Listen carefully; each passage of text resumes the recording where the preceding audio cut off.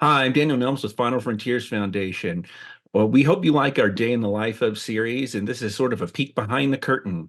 So let me just go ahead and everybody introduce yourselves. I'm Joshua Martyn, and I'm the guy that goes over there and films these episodes. We don't usually get to have a guest here, so we have a visitor today, and he is the man that you saw in the Day in the Life of. He's a brother in Christ. Yeah, hello everyone. My name is Anton, and I am from east part of Ukraine, and my native town called Izum. It's almost on the border with the Russian Federation. And when full-scale invasion started, it was 24th of February.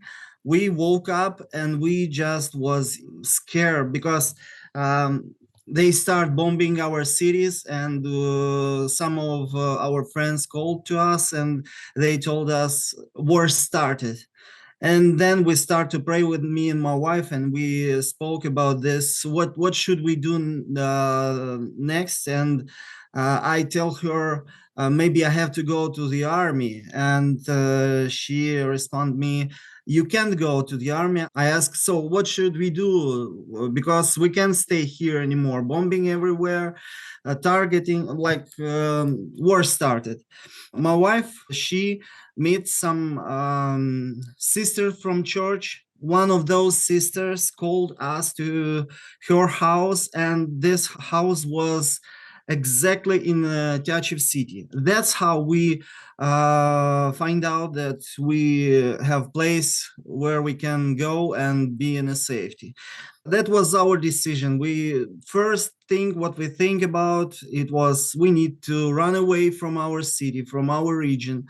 And we start to do this. We have a long and difficult trip to west part of Ukraine because everyone on the east want to go to the west part of Ukraine. So big lines on the interstate and even small roads was full of cars and scare peoples. And sometimes we heard blowings, when bombing fall. We had news in our phones. That's how we know where we can go and where we don't want to go, some cities.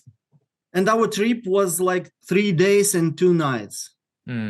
And we arrived in Tyachiv. That's how we met Maranda Heytsi and Vasil Heytsi. They invite us in their church, and they gave us possibility to work and do something good for refugees. And we just lost everything. Yeah. We don't have all we had at this time, or only our documents and our car. We take some clothes with us, and we go to the west part of Ukraine in Tyachiv city, and we have nothing, completely zero. Our city was under occupation. That's how we start our new life in a new city, which we didn't know, we never heard about this city. Before this war, I was a carpenter, and I worked in biggest city in our region. It's called Kharkiv city. And we worked there, and my wife worked in wholesale ice cream company. She was supervisor.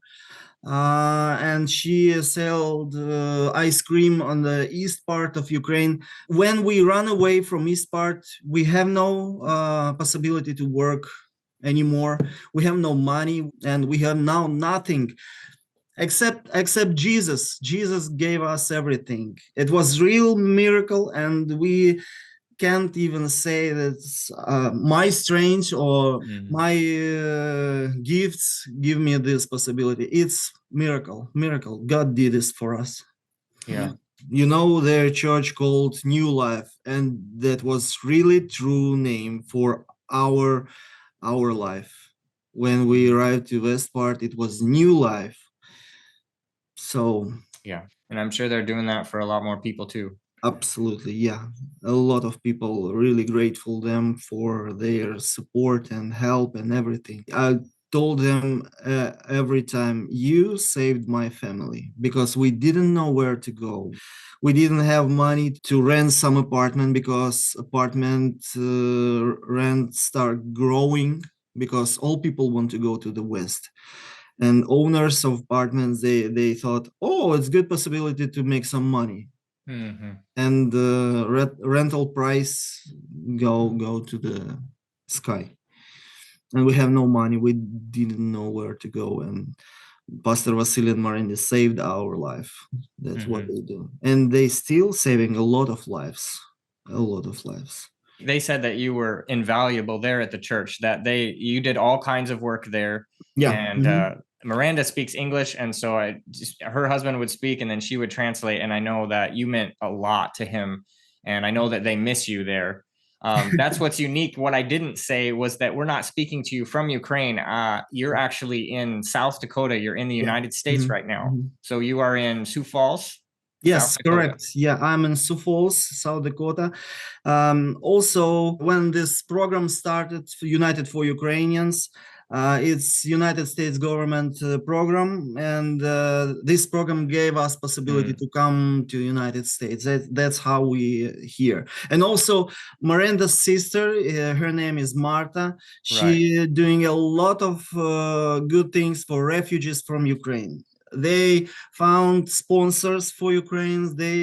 She found a lot of churches who want to help Ukrainians, and one of those refugees, me and my family. It's all connected with Lori and Oleg, who we help in Ukraine, that we've helped for years through the Touch of Life program. They're friends with Maranda, and so Maranda's sister Martha, who lives in Iowa here in the United States, actually is helping some of Lori's refugees get there as well. And I was able last summer to meet a whole lot of them. And I remember Martha saying how she was excited for you to make it. So, and several others that are coming, and people that are in the video. She said there was some that were in the video that have gotten there since that time. Well, I think we should get the video going. We'll go ahead and just get it started. This a shot. Hopefully. By the way, your baby, what is the name of the baby? It's my baby name. Her name is Solomia, like King Solomon, and this is female version. It's Solomia. How about that? There's your apartment. Yeah. So how old was Solomia here? Here, I think it's 1 or 2 months. Wow. I knew she was little. But I wasn't sure it was that little. Yeah. Were you able to bring your cat with you? Yeah, we took our cat. Really? Yes. No, now in United States, no. Oh. She stayed in Ukraine. Oh, okay. But I thought you were saying you brought her all the way to the United States. Yeah, we want to do this, but that was your cat from Izum. You brought that cat. Oh. And everybody watching this video, they see that things are written in Ukrainian. Yeah. That's the difference, is things look the same as here, but if they look at the labels and even the cat food, it's totally different. Was it hard having me follow you around in the morning when I first got there? No problem. We talked with Pastor about your work, so we're waiting for you, and we... Yeah, we met the day before. Yeah. But I know it's got to be hard for people, and normally you spoke a little bit of English, but most of the people I'm with, I don't know what's going to happen next, and they can't speak to me, and I can't speak to them. So you were a little bit easier than my regular ones. But still, I didn't know everything that was going to, what might happen next. Yeah. Now you're going to your church here, right? Yeah, it's morning prayer service. Okay, morning prayer service. It's not too far away from where you live. Yeah, it was really close. Heytsi is a small city, so you can go through the city 5 minutes and you're on the different side. They have a worship service, like the church upstairs, and then downstairs they have a kitchen and a Yes. full lobby where they've been feeding people, and they've got drinks and food there. I think they're giving more. They've switched to food bags now, where they're giving out. But I was able to be there during some of the where we saw some of the feeding, where they were still bringing people into the tables. So I'm sure this is. And are most of these people here all refugees? Yes, almost, except maybe 1 or 2 person. They all from the east part of Ukraine. It's Kharkiv region mostly. Okay. And several of them from the same area where you were. The same city where you were, weren't they? Some of them? Yeah. Right. Some From people Izum? I know really a long time, like I know them. We from the same church, and we That's pastor serve in the right same. there. Yeah, and we serve in the same services, so I know all of them. When pastor told me you can invite your friends, so this is all my friends which I invite from the east part. These are people who lost their homes. Yeah.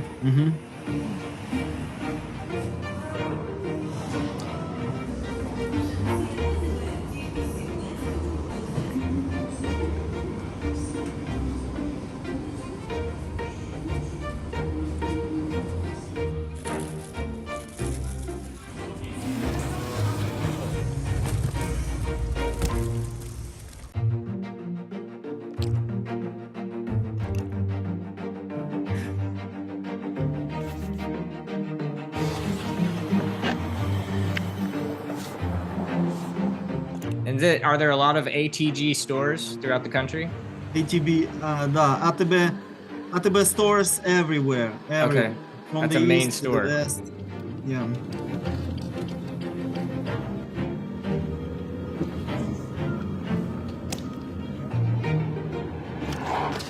Can I ask you a question? What year were you born? I'm sorry, can you say it again? What year were you born? What year? 1984. Yeah. 84. Okay.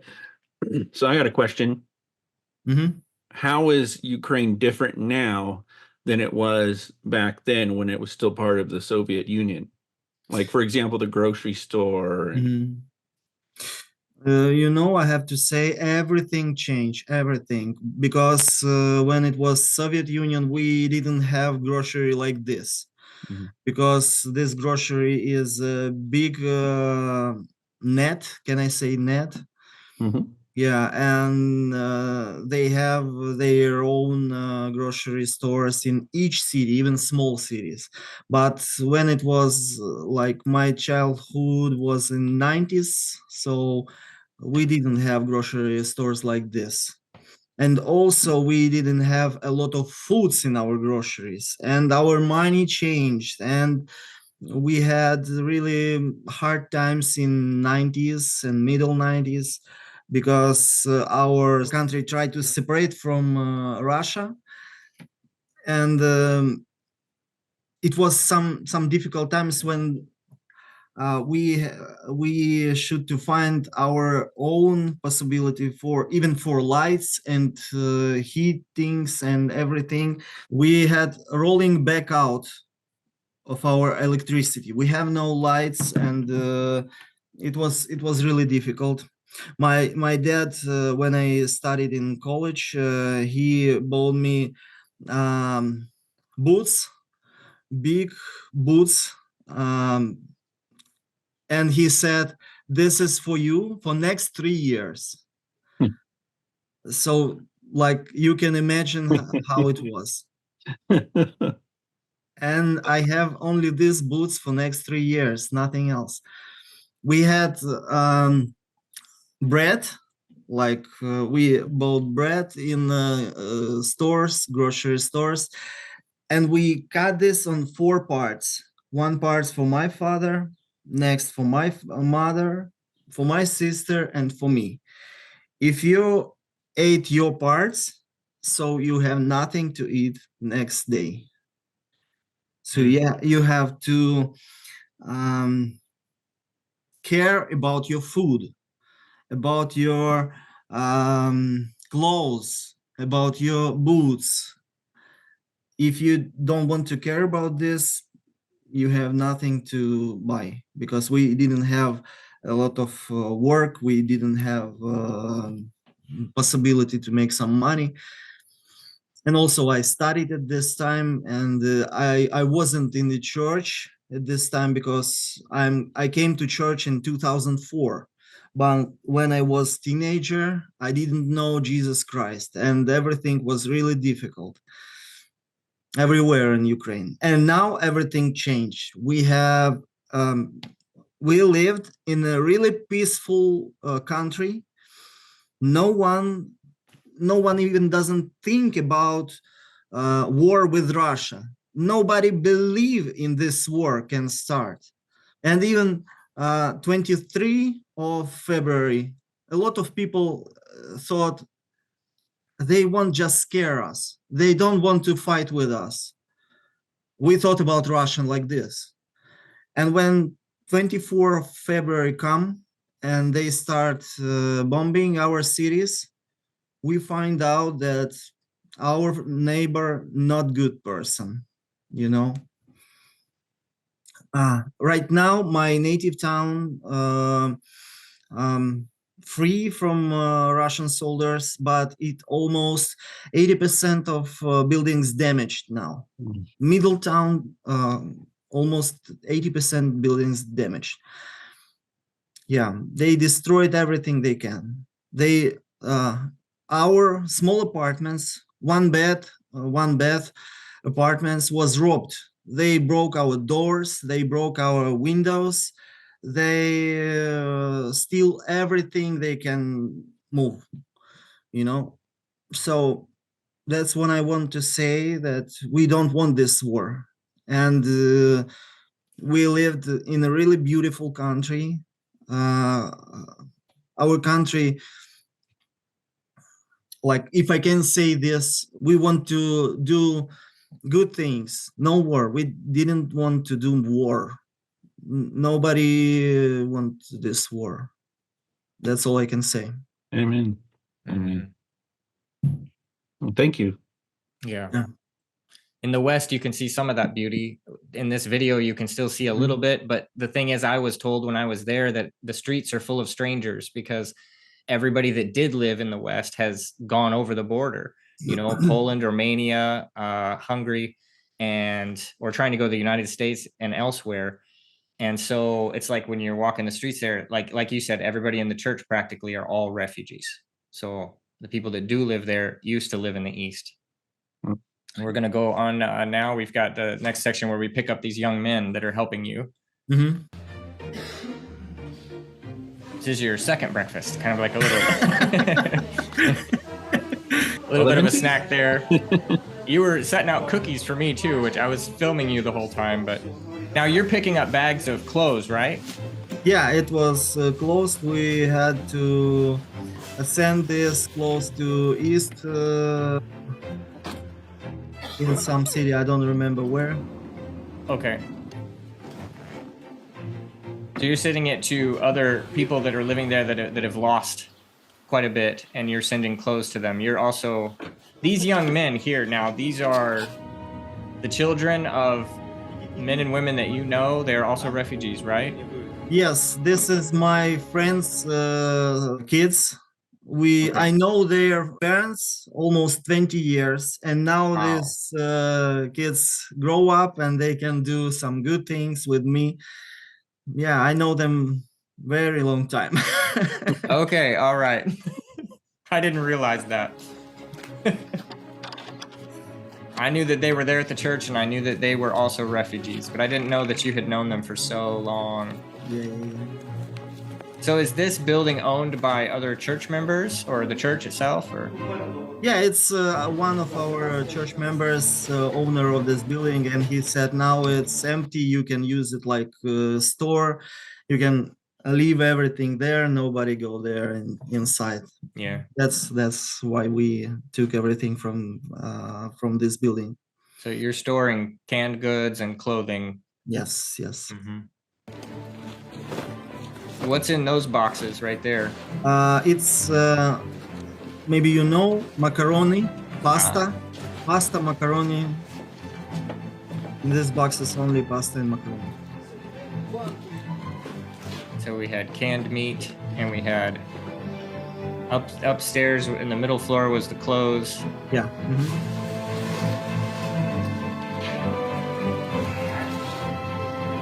Lots of donations then. Those were probably donated. Yeah, it was donated from Hungary and German, and also from United States. A lot of good people want to help Ukrainians. I heard that there were people in Hungary that were donating a lot to that church. Yeah. In Hungary, we have church. They help and sponsoring, like also they even buying the food. We don't have to pay for this food. They do it free for us. Is this all going to people who have been displaced, or is some of it help military at all? I know with Lori and Oleg, they send a lot. They help a lot with the military. Yeah, we do also something for military, but exactly this help, it goes to different churches, which helping refugees and people who lost their houses.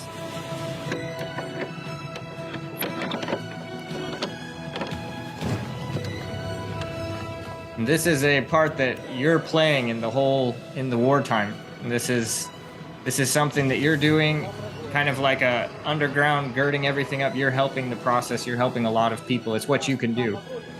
So I felt like it was an honorable thing, and that's why I wanted to show this as something exciting, something meaningful that you guys are doing here, sending this aid. It means a lot, and it brings a lot of hope to a lot of people that are in a desperate case right now.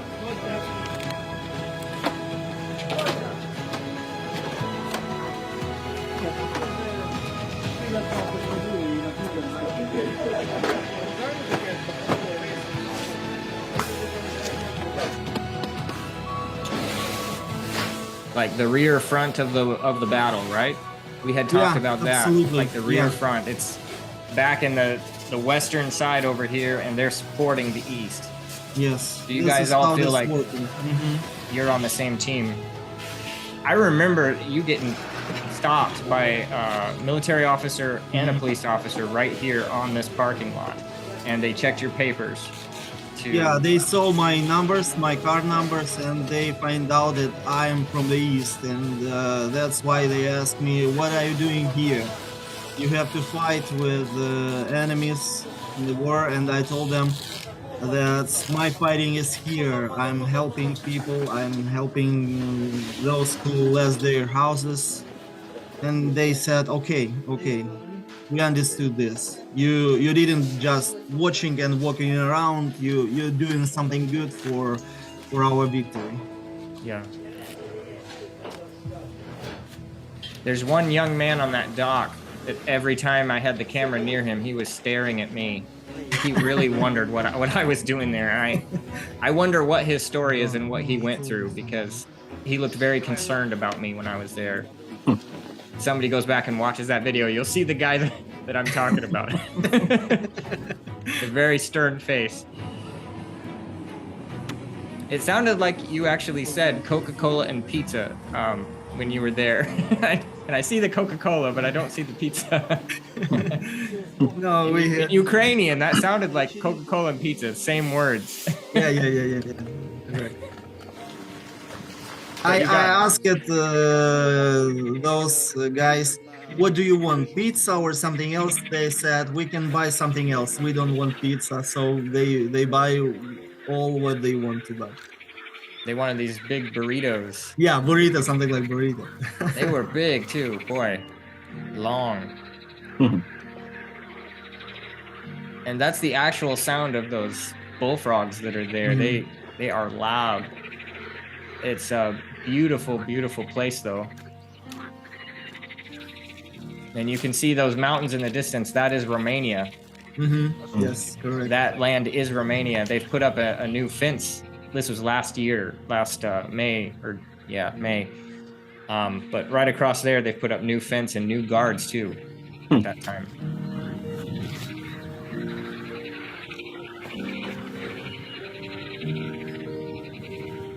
A meal well earned.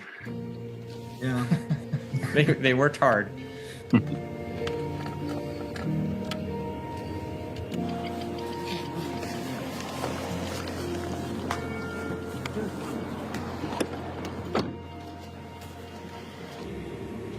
And we're gonna see some of those boys again later too. Yes. They all were playing in my worship team.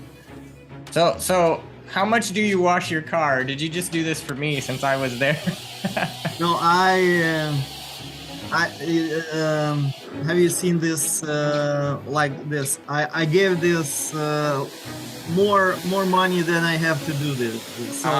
I have to spend all water.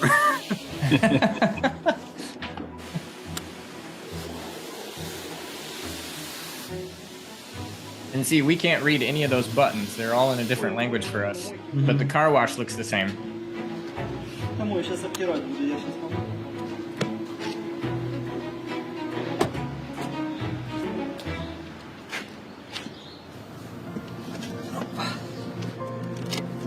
But you do have the little Christian fish on the back of that car too. Yeah. That's something that people do here as well.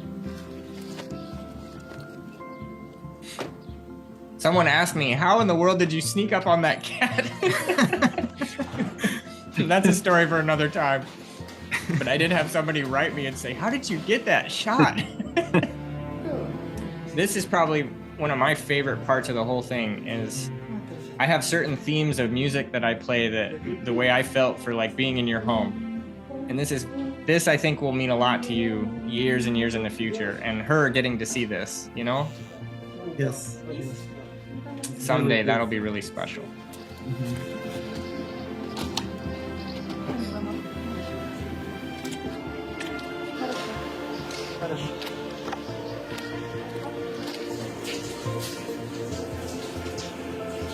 I film a lot of stuff, but I try not to film people in the shower. But you can hear it, so you know what's going on. Eat.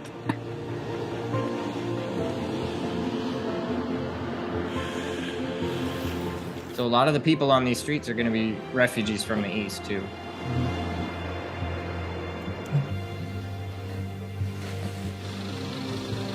Were those new shoes that you had ordered? Yeah, I ordered the shoes and I checked the size and size was wrong, so I didn't buy this. Wow, so you ordered them and then you just sent them back. Yeah. Huh.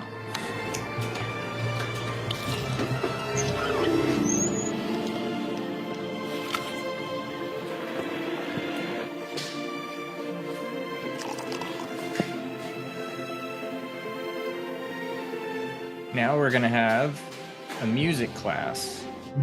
Yeah. And she was the first one there. She got there early.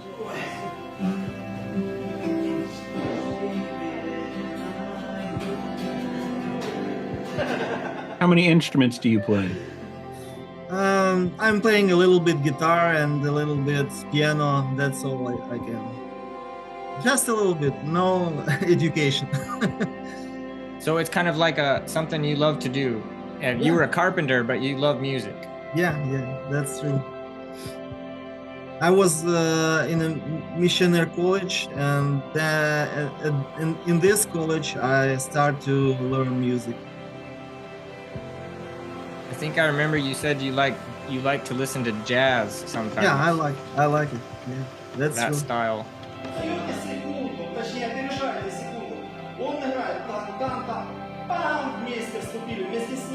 So what happens here with this girl? They want to do old chords, but they find out it have to sound a little different when she start to learn new chords. And she said, I want to play old chords. Can we play old chords? Oh, okay. I was always wondering.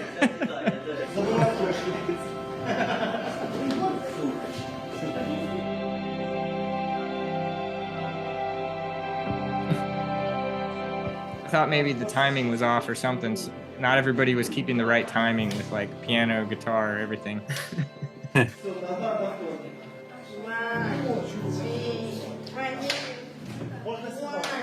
It's the drummer's job to keep the time.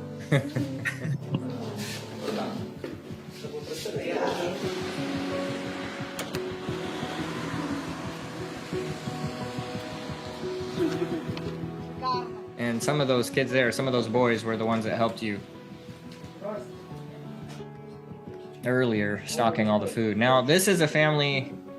Have they made it to the United States yet? You said they were practicing English. Yeah, they're practicing English and now they goes to German. Oh, really? Yeah, and they now. Are they going to Germany then? What is that?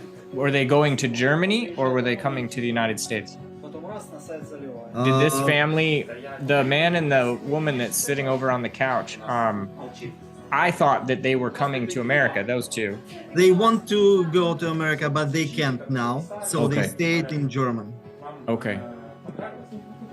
Then what is this meal here that you're about to eat? What is that called? We call this vareniki. Okay. And I saw here in United States you also have something like this, but not this big. It's small ravioli. You call this ravioli. Yeah. Uh-huh. Yeah. But vareniki sometimes eat without meat. It's only vegetables like potato, onion, something like this.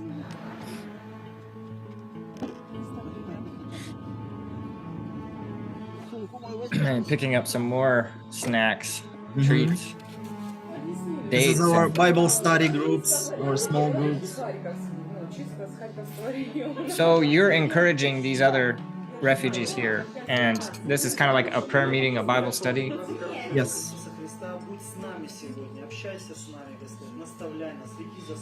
We prayed about each other and we spoke about some Bible situation, you know. Okay. Kind of encouraging each other. The current things going on in their life. You guys know where you came from the Yes. East. You know the heartache of that. And so Yeah. you're able to encourage them. Yes, all those people are my friends, which I invited from my native town. I know them very well, and I know them very long time. Он говорит, ну, телефон. Ну, говорит, я ему пишу смс-ку, там, хочу поздравить его с днем рождения. Ни ответа, ни привета. Я его набираю по телефону, он не берет трубку. На самом деле он не показывал. Восхищается, конечно, сыном.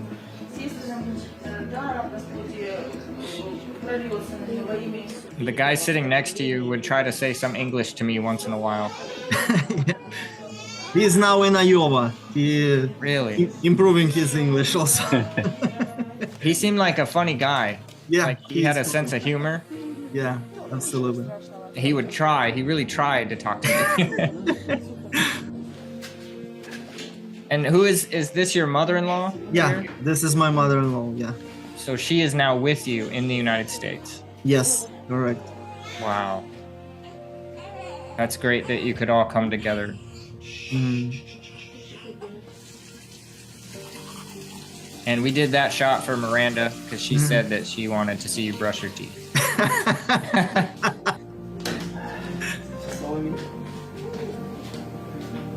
Because I know it was time for me to leave and we were trying to get done.